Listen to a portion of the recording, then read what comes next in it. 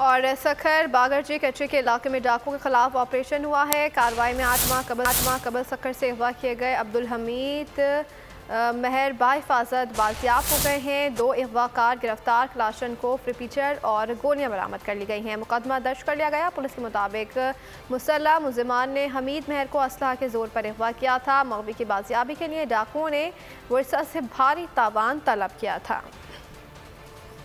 और सखर बागरजी कचरे के इलाके में डाकुओं के खिलाफ ऑपरेशन हुआ है। कार्रवाई में 8 माह कबल सखर से अगवा किए गए अब्दुल हमीद महर बाहिफाजत बाजियाब हो गए हैं। 2 अगवाकार गिरफ्तार, क्लाशन को फ्रीपीचर और गोलियां बरामद कर ली गई हैं। मुकदमा दर्ज कर लिया गया। पुलिस के मुताबिक मुसल्लह मुलजिमान ने हमीद महर को असलहा के जोर पर अगवा किया था। मगवी की बाजियाबी के लिए डाकुओं ने वर्षा से भारी तावान तलब किया था।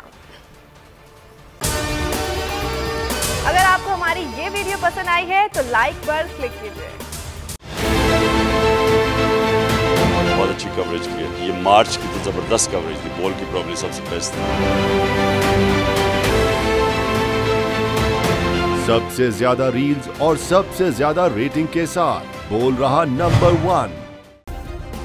सब्सक्राइब करें और बेल दबाएं ताकि कोई खबर रह न जाए।